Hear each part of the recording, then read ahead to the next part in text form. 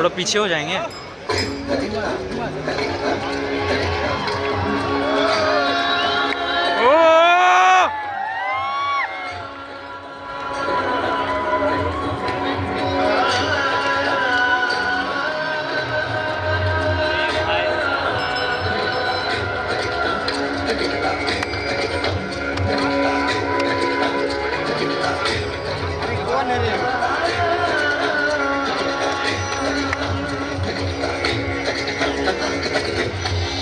नंदाय ललिता त्वगीतं मायापुरीषु च तथा मित्रपदं नाम ततः केदारमुत्तमम्। आस्था, श्रद्धा एवं सबसे प्राचीन सभ्यता का साक्षी है यह वाराणसी शहर। यहाँ कल कल बहती पवित्र गंगा नदी की धारा, जिसके समक्ष विद्यमान है यह ललिता घाट। मत्स्य पुराण में तीर्थों की चर्चा के अवसर पर ललिता तीर्थ का वर्णन हमें प्राप्त होता है। साथ ही साथ स्कंद पुराण के काशी खंड में भी जहाँ नव दुर्गा घाटों का वर्णन होता है, वहाँ भी ललिता घाट का नाम अंकित है। ततो ललिता तीर्थं गंगा केशव सन्निधौ तथास्ति ललिता देवी क्षेत्र शाकरी परा साच पूजा प्रयत्नेन सर्व संपत् समृद्धये ललिता पूजकानां च जातु विघ्नो न जायते। कृष्ण द्वितीयायां ललितां परिपूज्य वै नारी वा पुरुषो वापि लभते वाञ्छितं पदं स्नात्वा च ललिता तीर्थे ललितां प्रणिपत्य वै लभेत् सर्वत्र लालित्यं यद्वा तद्वानुलभ्य च लभेत् सर्वत्र लालित्यं यद्वा तद्वानुलभ्य च। गंगा नदी के तट पर स्थित है ललिता तीर्थ, जहाँ क्षेत्र रक्षा करने वाली दुर्गा रूपी ललिता गौरी का निवास है, जिनकी सभी श्रद्धालु सर्व प्रकार संपत्ति लाभार्थ पूजा अर्चना करते हैं। इस घाट की सबसे विशेष बात यह है कि यहाँ शिव के साथ शक्ति के दर्शन भी श्रद्धालुओं को मिलते हैं। घाट के ऊपर गली में माँ दुर्गा को समर्पित देवी ललिता का मंदिर विद्यमान है। साथ ही साथ यहाँ काष्ठ एवं ईंट से बना राजराजेश्वर मंदिर भी स्थापित है। भगवान शिव को समर्पित काशी में यह मंदिर नेपाल के पशुपति मंदिर का प्रतीक रूप है। वर्तमान में सुशोभित यह ललिता घाट पूर्व में 3 भागों में विभक्त था। दक्षिण दिशा की ओर से चले तो नेपाली घाट, ललिता घाट एवं राजराजेश्वरी घाट। इनका उल्लेख सन 1930 में मोती चंद्र जी ने किया था, जहाँ नेपाली घाट एवं ललिता घाट के पक्के निर्माण का श्रेय नेपाल के महाराजा बहादुर शाह को जाता है, तो वहीं राजराजेश्वरी घाट के निर्माण का श्रेय सिद्धगिरी जी को जाता है। कालांतर में नेपाली एवं राजराजेश्वरी घाट ललिता घाट में समाहित हो गए। ऐसी मान्यता है कि अश्विन मास की कृष्णा तृतीया के दिन ललिता तीर्थ में स्नान कर देवी के दर्शन करने से श्रद्धालुओं की सभी मनोकामनाएं पूरी होती है।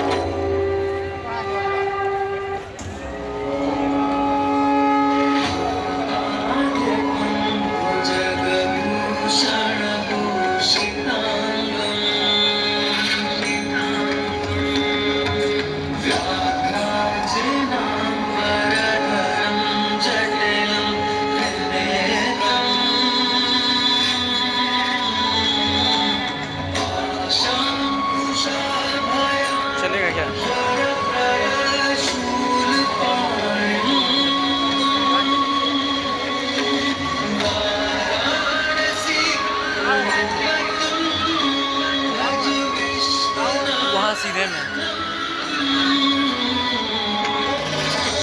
जो सभी जीवों के स्वामी है, जो सर्पों को आभूषण के रूप में धारण करते हैं, जो बाघ की खाल को सुशोभित करते हैं, सूर्य, चंद्रमा और अग्नि उनके तीन नेत्र हैं तथा वो जटाधारी है, पाश, अंकुश और त्रिशूलधारी है।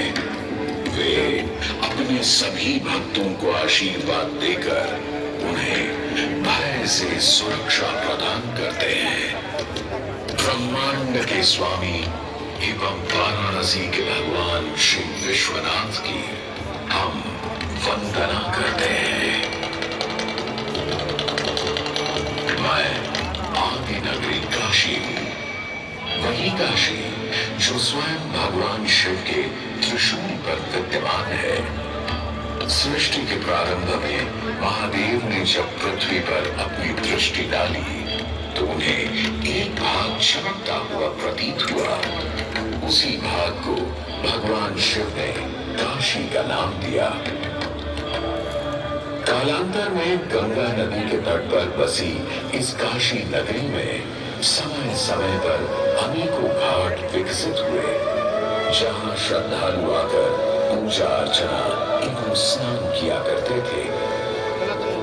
माना तो यह भी जाता है कि यह नगरी एक बहुत सुंदर वन से ढकी हुई थी, जहां पीपल, आम, बरगद, शीशम आदि के वृक्ष हुआ करते थे, जिनकी छाया में बैठ ऋषि मुनि, साधु संत आनंद से तपस्या किया करते थे। इसलिए इस जगह का उल्लेख आनंद वन के नाम से भी किया गया है। जितनी पुरानी काशी नगरी है, उतना ही पुराना यहाँ का काशी विश्वनाथ मंदिर भी है।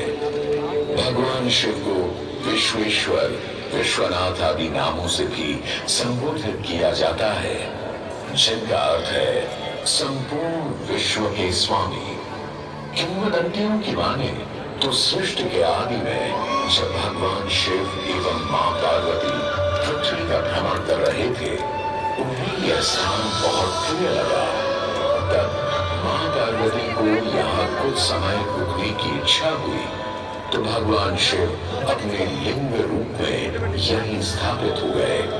तभी से 12 ज्योतिर्लिंगों में इस मंदिर को विश्वेश्वर मंदिर के नाम से भी जाना जाने लगा, जहां भगवान शिव और माता पार्वती सदैव वास करते हैं। सदियों से इस पवित्र नगरी ने अनेक ऋषि मुनियों, तपस्वियों, धर्म गुरुओं आदि को अपनी ओर आकर्षित किया है। आदि शंकराचार्य एवं मंडन मिश्र ने इसी मंदिर के प्रांगण में बहुत समय व्यतीत किया। समय बदला, दौर बदला, भारत के स्वर्णिम काल पर विदेशी आक्रांताओं की नजर पड़ी, जिसे वे लूटने एवं सनातन संस्कृति को नष्ट करने के उद्देश्य से यहाँ आए। जब प्रथम बार गौरी ने आक्रमण किया, तब पृथ्वीराज चौहान ने उसे पूरी तरह पराजित किया था। अंत में उसने क्षमा मांगी और वचन दिया कि ऐसी गलती दोबारा कभी नहीं होगी। अतः पृथ्वीराज चौहान ने उसे छोड़ दिया। संभवतः यह एक दुर्भाग्यपूर्ण निर्णय था, क्योंकि अंततः गौरी ने पृथ्वीराज चौहान को धोखे से हराया। तत्पश्चात उनके साथ बहुत बुरा व्यवहार किया तथा उनकी दोनों आंखें भी निकाल दी। पृथ्वीराज की मृत्यु के उपरांत हिंदुओं का मनोबल कमजोर पड़ गया, जिसके परिणाम स्वरूप आतताइयों ने अन्य मंदिरों के साथ साथ विश्वनाथ मंदिर को भी क्षति पहुंचाई। यह ऐसा काला दौर था जिसके स्मरण करने मात्र से आंखें नम पड़ जाती हैं। परंतु समय सदा एक सा नहीं रहता और दुख के ये बादल भी सुख में बदलने वाले थे। एक धार्मिक सम्मेलन में राजा टोडरमल की भेंट नारायण भट्ट से हुई। नारायण भट्ट एक बहुत भारी व्यक्ति थे। दोनों ही धार्मिक इंसान थे और नित्य प्रति भगवान की पूजा अर्चना करना अपना परम कर्तव्य समझते थे। दोनों ने काशी विश्वनाथ के इस पावन मंदिर का जीर्णोद्धार करवाया और वीरान बड़े खंडहरों में एक नई जान डाल दी। 16वीं सदी में संत तुलसीदास ने यहाँ रामचरितमानस की चौपाइयों को पढ़ा था तथा संत एकनाथ ने भी यहीं पर वारकरी संप्रदाय का महान ग्रंथ श्री एकनाथी भागवत लिखकर पूरा किया था। लगभग 7वीं शताब्दी के मध्य में मराठा शासक मल्हारराव होलकर ने काशी विश्वनाथ मंदिर के पुनर्निर्माण की योजना बनाई। ये कार्य वे तो नहीं कर पाए, परंतु उनकी पुत्रवधू अहिल्याबाई होलकर जी ने इसे सन 1776 से 1778 के बीच पूरा किया। वर्तमान काशी विश्वनाथ मंदिर निर्माण का श्रेय अहिल्याबाई होलकर जी को ही जाता है। इनके अलावा महाराजा रणजीत सिंह ने 1000 किलो शुद्ध सोने से निर्मित छत्र को इस मंदिर पर लगवाया। जहां ग्वालियर की महारानी बैजाबाई ने ज्ञानवापी का मंडप बनवाया, तो वही नेपाल के महाराजा ने यहाँ नंदी की प्रतिमा स्थापित करवाई। सनातन संस्कृति को सुरक्षित रखने के लिए जिससे जो बन सका उसने वैसा किया और वर्तमान में भी यह क्रम देखने को मिल रहा है। सन 2022 में भारत के प्रधानमंत्री श्री नरेंद्र मोदी जी ने काशी विश्वनाथ मंदिर का जीर्णोद्धार एवं सौंदर्यीकरण करवा इसके स्वर्णिम काल को फिर से एक बार जीवंत करने का प्रयास किया।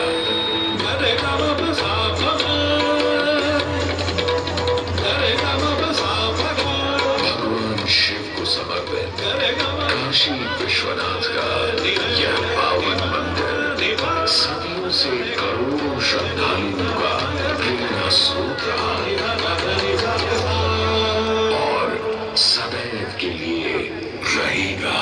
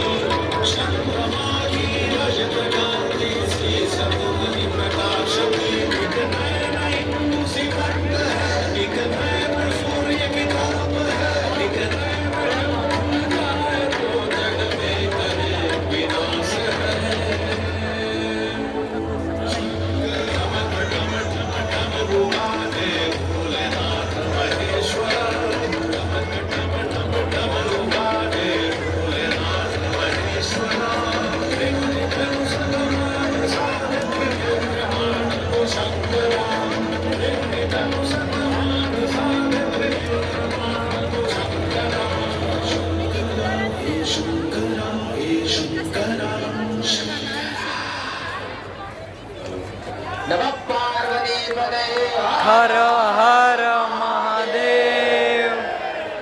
सभी चौकी पर शास्त्री जी लोग बैठे, आप सभी लोग प्रसाद लेकर अपने गंतव्य को प्रसाद करें। यह लेजर तो पुनः 8:30 बजे तक प्रसारित किया जाएगा।